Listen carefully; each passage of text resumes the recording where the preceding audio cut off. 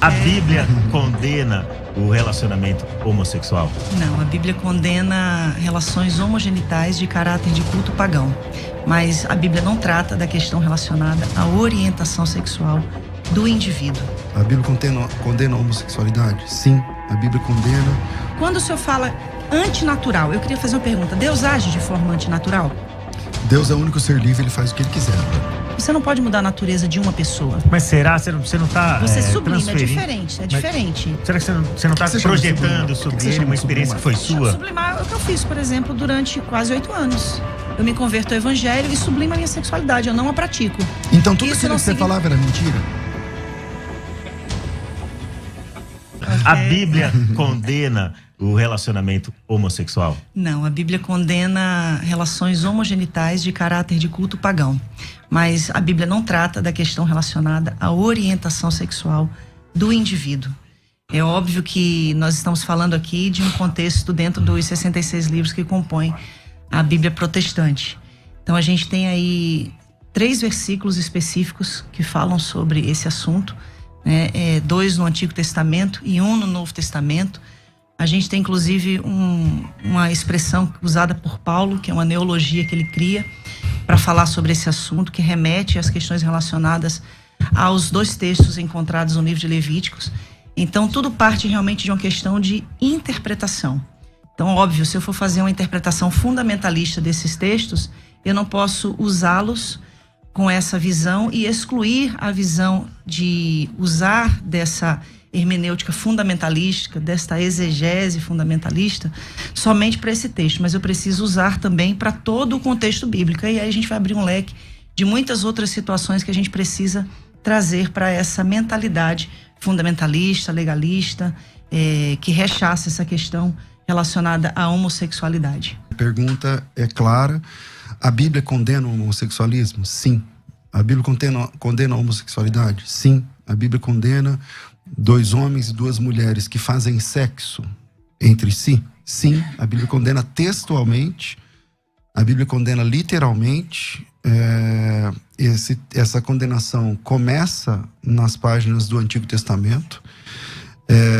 E a gente tem que entender que leis dadas aos judeus no Antigo Testamento são leis dadas aos judeus, não tem nada a ver com a gente.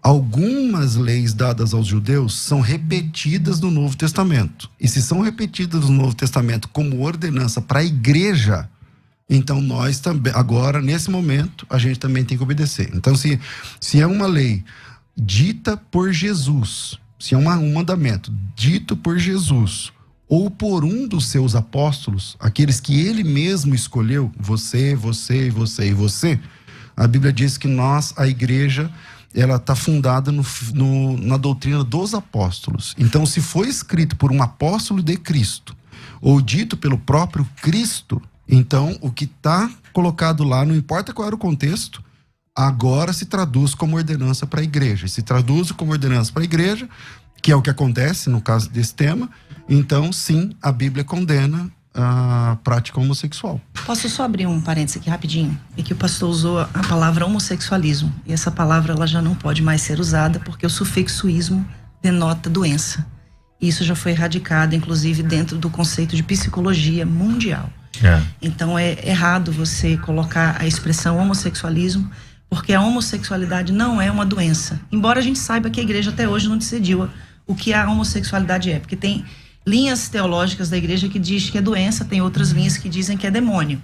Né? Então, dentro do conceito científico, o sufixo ismo não pode mais ser utilizado, porque não é mais considerado doença. Essa compreensão é uma compreensão gramatical recente, nova, e que não teve da minha parte aqui nenhuma razão assim para ofensa pessoal. Não, mas se você se sente ofendida, não, porque se você disser que é doença, que não é a minha abordagem, aí vai parecer que eu estou te chamando disso. Então não estou te chamando, tá? Então se você se sente melhor, ao invés de eu falar homossexualismo, homossexualidade, tá tudo bem para mim. Mas o que a Bíblia condena é a prática de 2 pessoas, 2 mulheres que têm sexo entre si, 2 homens que têm sexo entre si. Primeiramente, eu quero dizer que existe uma grande dificuldade de um cristão lidar com essa questão, principalmente se for um cristão gay.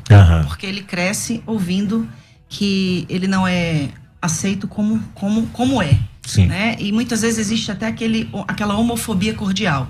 Deus ama o pecador, mas aborrece o pecado. A gente te ama, mas você tem que mudar. É uma linguagem que até é cheia de cordialidade, mas por trás disso existe realmente uma rechaçação, uma exclusão. Segunda coisa que a gente precisa entender é que a Bíblia, ela vai sempre precisar ser avaliada dentro de uma questão popular. E quando eu falo de uma questão de interpretação popular da Bíblia, eu estou falando de um triângulo da hermenêutica. Eu estou falando da realidade pessoal da pessoa, da realidade da comunidade e da realidade social. Então, eu não posso usar textos, por exemplo, o texto mais antigo, mais recente do Antigo Testamento foi escrito 450 anos antes de Cristo. O mais recente do Novo Testamento, 90 anos depois de Cristo. Aí eu pego palavras que foram usadas nesses textos e insiro um vocábulo que foi criado em 1868 por Karl Marx Bennett, que foi um jornalista astro-húngaro, que era escritor, poeta e ativista dos direitos humanos. Você está falando do termo homossexual. Propriamente. E aí a gente usa esse termo que foi criado no século XVIII século XIX para colocar aí em textos bíblicos que foram escritos séculos, milênios antes dessa ocasião. Então a gente precisa realmente fazer uma leitura popular, uma leitura que traga a manifestação da graça, porque se eu for escolher textos aonde eu vou dizer, não, esse texto aqui do Antigo Testamento eu posso aplicar hoje, mas esse aqui eu não posso. Então por que eu tenho que selecionar textos das Escrituras e dizer o que vale e o que não vale para o cristão da atualidade? E uma outra coisa que responde a sua pergunta pontualmente, nenhuma passagem bíblica condena a homossexualidade, o sexo entre pessoas iguais no conceito de orientação sexual, mas a Bíblia não fala sobre orientação sexual. Se a gente for falar do que a Bíblia não fala, existem muitos temas atuais que a Bíblia também não fala, mas a gente usa a palavra de Deus como a nossa bússola no conceito de princípios divinos. Então o que eu estou querendo trazer aqui todas as vezes que a Bíblia fala, 2 vezes no Antigo Testamento e 1 vez no Novo Testamento, sobre relações homogenitais, inclusive somente no Novo Testamento é que se fala sobre relações homogenitais entre mulheres, que é o famoso texto de Romanos 1, 26, 27. Então a gente vai entender que todo o contexto, ele fala de questões de cultos pagãos. Em Levíticos, o contexto está inserido dentro dos rituais egípcios e cananitas, de onde o povo veio e para onde o povo estava indo. Então, o problema da igreja em si é a gente querer pegar esses textos isolados, fazendo uma exegese e não uma exegese, dando uma interpretação de acordo com aquilo que a gente compreende. E nisso, não só dentro desse conceito, porque se a gente for falar sobre isso só dentro da questão da homossexualidade, a gente vai pecar contra fatores que são muito também relevantes, aos quais precisou-se haver essa abertura de compreensão para se trazer uma luz de graça sobre determinados e N outros assuntos. Isso. Eu só queria pontuar uma coisa muito importante, que ele falou que eu disse que tem 3 textos, mas eu não disse que tem 3 textos que condenam a homossexualidade. Eu disse que são 3 textos que condenam relações homogenitais relacionadas a culto pagão. O que você chama de homogenital, para eu entender? Atos homogenitais. Então, o que você chama de ato homogenital? De 2 homens, de 2 mulheres. Sexo entre iguais. Sim, relacionado a um culto pagão. Da mesma maneira que se houver esse sexo heterossexual, heteronormativo, para um culto pagão, também vai ser condenável. Da mesma maneira. Então, o desafio eu entendi. Você está dizendo que quando a Bíblia condena no Antigo Testamento, é porque tem, no bojo da condenação do sexo, tem a ver com um culto pagão. A prostituição cultual. A prostituição cultual. Legal. Independente do gênero. Mostra isso no texto. Sim, em Levítico, se você ver o contexto. Não, mostra o texto. Mostro o contexto. Agora mesmo. Aonde está o paganismo ali de religião? Vamos lá. Dentro do contexto de Levítico 18, ok? Se a gente for em Levítico 18 e Levítico 20, eu não estou falando de um texto, pastor. Agora não é mais texto. Não, eu estou falando de um contexto. Então... Não, todo o tempo eu falei de contexto.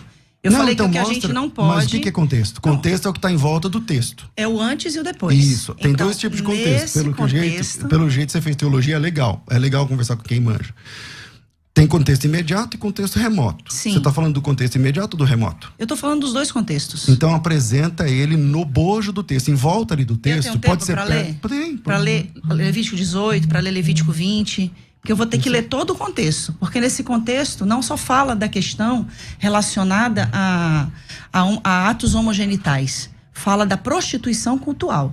Então, tudo que está relacionado à prostituição cultural, seja entre heterossexuais, seja entre homossexuais, vai ser condenado. Então, agora é a difícil mostrar isso no texto, né? Porque você sabe que essa é uma compreensão teológica sua, mas não textual. Não tem texto nem contexto. Então, o senhor você faz tem assim, uma interpretação de Levítico 18 dizendo o seguinte: aqui onde fala isso, é por causa disso, disso, disso. Aí eu respeito. Sim. Agora, se você disser assim, é por causa disso, disso, por causa desse texto, aí beleza, é só apresentar o texto. Em Romanos capítulo 1, como que vocês lidam com o texto de Romanos capítulo 1? Também há uma prostituição cultural aí? Totalmente. Paulo está falando da idolatria. Do início ao fim do capítulo 1 de Romanos. O contexto da sociedade romana era uma sociedade completamente idólatra. Paulo está falando porque eles deixaram de adorar a Deus. Paulo está enfatizando isso. Inclusive, quando eu falei no início dessa questão da palavra que Paulo cria, que é essa neologia, né, da palavra aceno coital, Paulo tira do livro de Levítico. Aceno, homem, coital, cama, homem de cama. Quando a gente fala da outra palavra que também existe no Novo Testamento, no grego, o malakoi. Quando a gente vai pegar a palavra malakoi e vai trazer a tradução da palavra malakoi, a gente tem... há uma linha que diz que é afeminado, né? Mas existe outra linha. Sim, a nova tradução na linguagem de hoje vai dizer que são homossexuais passivos e ativos, né? Ela vai impor que é mais esdrúxulo ainda o significado. Eu acho que tem que ficar claro o seguinte, que a posição da minha colega de debate hoje, ela é uma posição, é uma compreensão pessoal. Ok, uma compreensão pessoal, tudo bem, você compreende isso. Agora, quando eu peço o texto, não, esse é o contexto. Tá bom, me mostra o contexto. Não tem contexto, porque você sabe que não tem contexto. Claro que eu sei que tem contexto. Então me dá o contexto. Estou aqui, eu posso ler Levítico 18? Tô esperando. Lá. Então, ok, Levítico capítulo 18, relações sexuais proibidas. A minha tradução, inclusive, é da linguagem de hoje, né, que tanto é usada para condenar os homossexuais. O Senhor Deus deu as seguintes ordens para os homens de Israel: não tenha relações com uma mulher que seja sua parente. Abraão já estava no sal aí, né, porque ele casou com a irmã. Não tenha relações com a sua mãe, isso seria uma vergonha para o seu pai e também para a sua mãe. Não tenha relações com qualquer outra mulher que pertença ao seu pai. Não tenha relações com a sua irmã, seja por parte de pai ou de mãe, ou somente por parte de pai. Ele começa com a lista de questões que são proibitivas. Não tenha relações com a sua neta, isso seria uma vergonha. Não tenha relações com a sua tia, e por aí vai. Não tenha relações com a sua nora, não tenha relações com a sua cunhada, não tenha relações com sua filha. Ele continua: não case com a sua cunhada, não tenha relações com uma mulher durante a menstruação. Aí eu acho que tem muito homem que está com dificuldade aqui, viu? Não tenha relações com a mulher de outro homem, isso torna você impuro. Aí o divórcio, que é tanto defendido hoje na atualidade, ficaria difícil também de ser aceito. Nenhum pai deverá entregar o filho ou a filha para servir o deus Moloque. Aí entra na idolatria. Olha só, tá falando da idolatria. Isso seria profanar o santo nome de Deus, o Senhor. Nenhum homem deverá ter relações com outro homem, depois da idolatria. Então o contexto me leva a entender que o texto está apontando para uma questão cultual. Ele sai de relações e entra no texto anterior a prática da idolatria e dos cultos pagãos, falando especificamente de Moloque. O texto que diz a respeito de Moloque, primeiro eu estou devendo os 2 minutos lá sobre as palavras gregas que elas citou, mas eu volto, né? Vamos lá. Todo mundo que conhece o texto bíblico sabe que os mandamentos de Deus, eles não estão tabulados por tema. Não estão tabulados por tema. Então o tempo todo é assim. O tempo todo. Qualquer perícope de qualquer texto de mandamentos de Deus, eles vão sendo tabulados e o assunto vai sendo trocado. Não existe epígrafe. A epígrafe é uma criação nossa. A entrega dos meninos para Moloque é uma questão de queimar o filho no fogo e tal, tudo mais. Na sequência, ele volta a tratar de um assunto sexual. É só ler o texto. É a sua interpretação, eu também respeito. Não estou interpretando. É só ler o texto. Eu acabei de ler. Então lê o texto. Vou ler de novo. Pois não, vamos lá. O próximo texto. O texto Nenhum que você pai deverá entregar o filho ou a filha para servir o deus Moloque, isso seria profanar o santo nome de Deus, o Senhor. Nenhum homem deverá ter relações com outro homem. Pronto. Tá, mas e aí? Aí onde está o Moloque aí agora? Mas acabou de ser citado então, o Moloque. Mas o texto anterior, veja como não tem credibilidade para ser o contexto que você está chamando. Vou te explicar por quê. Mesmo estando dentro do contexto, não tem credibilidade. Vou te explicar por quê. Porque o texto, o versículo anterior, fala de um pai que entrega um filho para ser queimado no fogo. E o senhor acha que o filho era só levado lá a ser entregue? Tinha todo um ritual pagão antes da criança ser morta. Mas não tem ritual sexual entre o pai e o filho. Nunca teve. O apóstolo Paulo não inventou essas palavras. Tá? Essas palavras não eram um neologismo do ponto de vista da Bíblia no primeiro século. Essas palavras já existiam. O apóstolo Paulo usou. Para quem gosta de tradução da Bíblia, eu trabalho com tradutologia bíblica e tudo mais. Existe um termo, Lana, que chama-se... É um termo dentro da questão da tradução, quando a palavra aparece apenas uma vez na Bíblia. Então, é um caso de rapax legomeno. É uma forma técnica de falar assim, as palavras só apareceram aqui na Bíblia. Nem o arsenocoites, nem o malakós são casos de rapax, do ponto de vista técnico. Ou seja, eles aparecem mais de uma vez no texto. Essas palavras, elas não foram inventadas.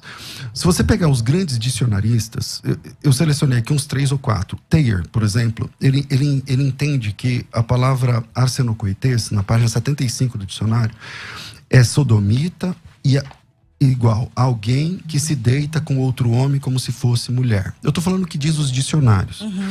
O dicionário Abbott Smith, na página 61, ele fala exatamente a mesma coisa. O dicionário Bauer, que é um dos principais dicionaristas do mundo, ele fala o seguinte, que essa palavra arsenocoites, ele significa um homossexual que faz papel masculino ou um pederasta. O dicionário Grinch, ele fala que, na página 34, é um homossexual. São muitos dicionários, tá certo? Então, dizer que aquela palavra não quer dizer o que ela está dizendo, aí tem que brigar com toda a história, a cultura e os dicionários. Não falando de dicionário de agora, estou falando de dicionário de 500 anos atrás. Enfim, essa era a compreensão. O apóstolo Paulo não inventou essa palavra, ele usou uma palavra corrente na época. É claro, você citou aí a origem da palavra homossexual. Sim. É uma palavra nova, não tem como ter a palavra homossexual nos textos, nos registros bíblicos. Assim como não tem como ter a palavra dinossauro, que tem 200 e poucos anos. Então, aí a grande, acho que é um grande desafio para quem traduz a Bíblia, é encontrar a palavra mais moderna para explicar aquela palavra que tá ficando mais, que ficou arcaico, antiga.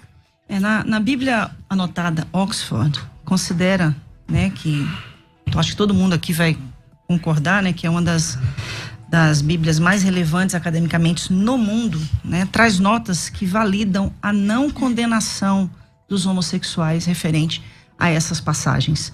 Uma outra Bíblia também muito respeitada no mundo teológico e acadêmico é a Bíblia de Jerusalém, uma das traduções que é mais respeitada.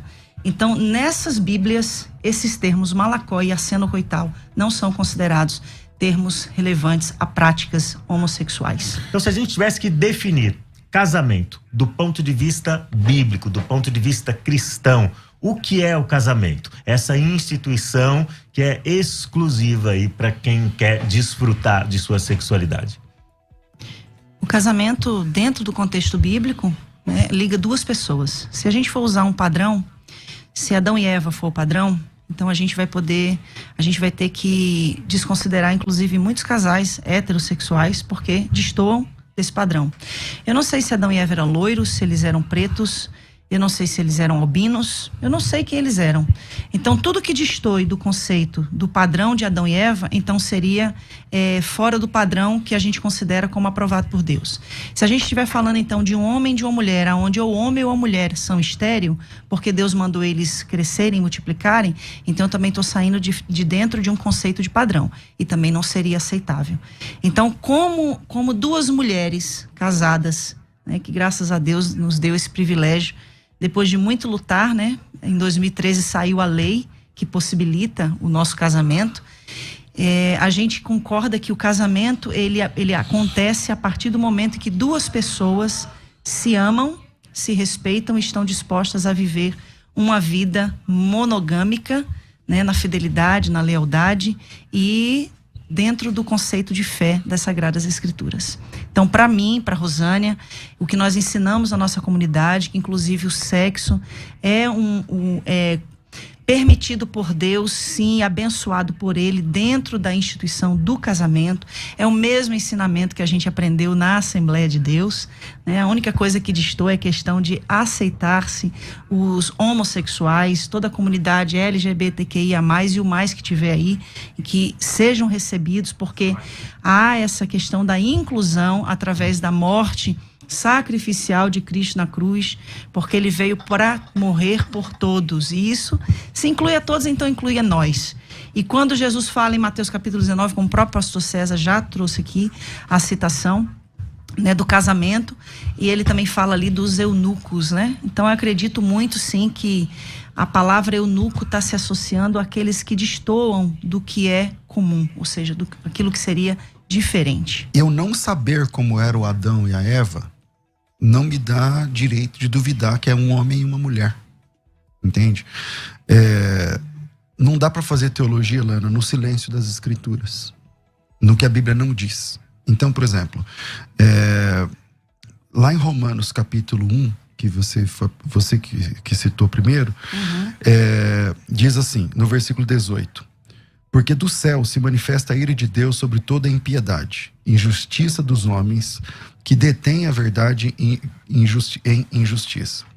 Porquanto o que de Deus se pode conhecer, neles se manifesta, porque Deus o manifestou. Porque as suas coisas invisíveis, desde a criação do mundo, tanto o seu eterno poder como a sua divindade, se entendem claramente e se veem pelas coisas que estão criadas, para que eles fiquem indesculpáveis. Não tem nada a ver com paganismo. Deus está falando para toda a humanidade.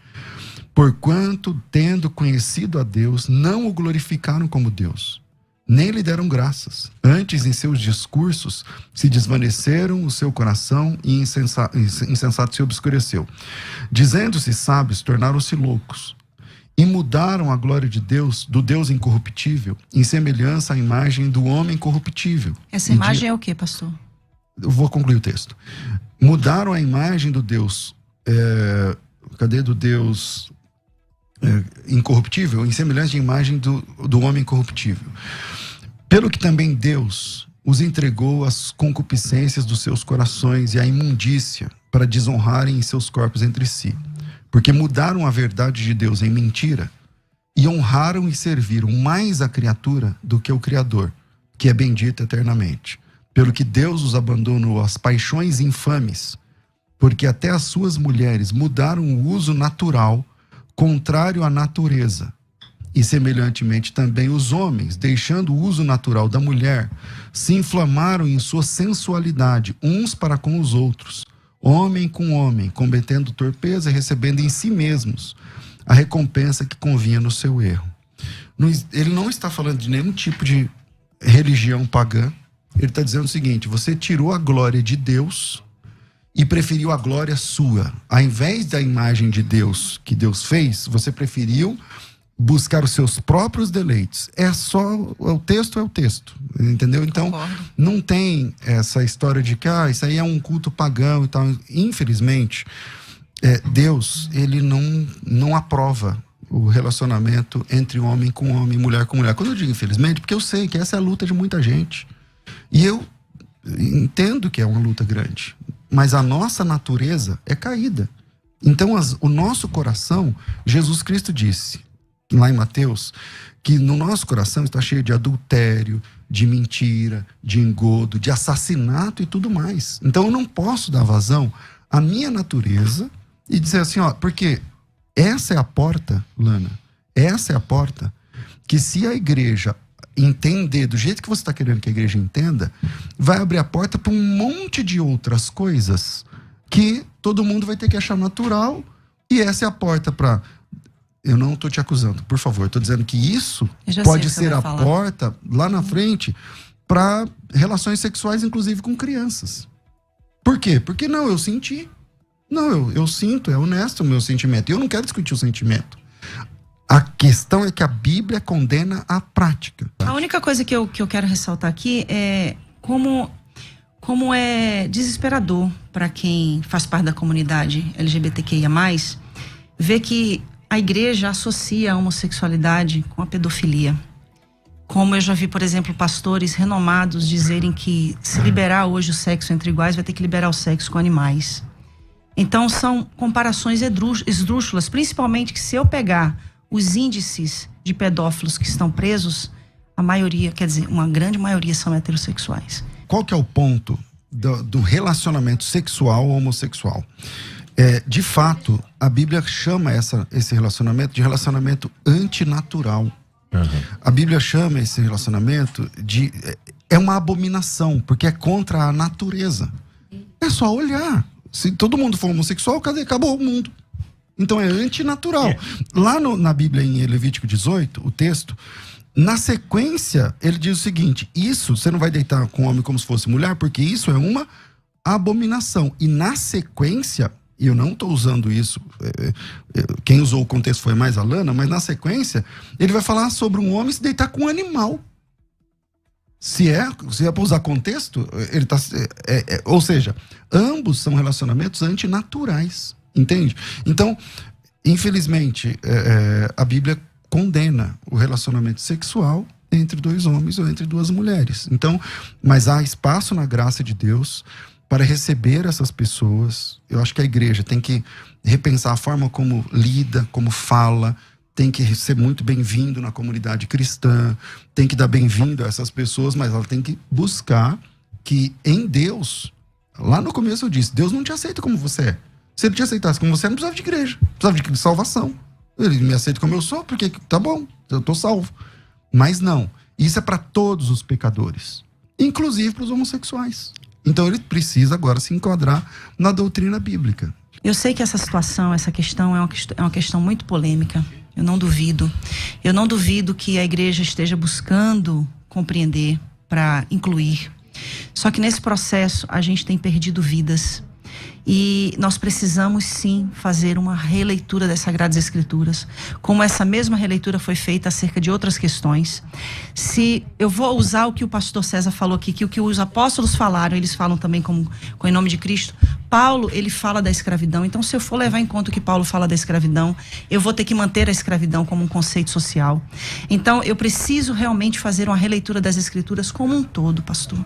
E eu não estou aqui num lugar de alguém que é homossexual, defendendo os homossexuais. Eu estou aqui no lugar de uma alma que entende, não com uma resposta somente provinda das Sagradas Escrituras, que é a minha base de fé e prática. Minha base de fé e prática. Os 4 anos que eu vivi em conflitos e todos esses anos pastoreando pessoas que chegam ali desesperadas, que inclusive de cada 5 pessoas que se suicidam hoje, 3 são homossexuais dentro dentro da realidade da igreja. Então, assim, a gente está falando de uma questão que vai além de uma exegese, além de uma hermenêutica, fala de eternidade. Nós precisamos ser movidos por compaixão, movidos por misericórdia.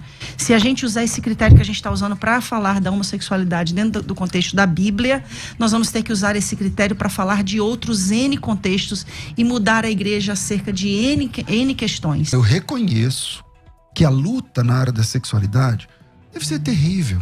Entendeu? Não é fácil. E o que o homossexual que quer buscar a Deus espera, já que esses textos que a gente está citando, condena aquela prática. Mas não é só essa prática. A Bíblia condena muitas coisas da nossa natureza. Muitas coisas da nuance natural do homem. Nós somos seres caídos. Então, eu vou ter tendências e vontades e desejos que não são permitidos para a Bíblia. Que nessa nova dieta, no cristianismo, esse prato não serve para mim. Então eu tenho que entender, buscar em Deus. E eu acho que é uma luta terrível, difícil pra caramba. A mesma coisa de outras pessoas que vêm de outros tipos de tendências.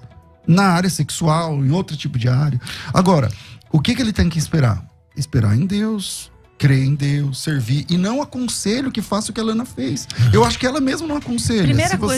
Se você tá achando que a esperança da sua sexualidade é uma cura, esquece. Se você tá achando que a esperança da sua sexualidade é um casamento, esquece. Você vai estragar a sua vida e vai estragar a vida do cara ou da menina que você casar.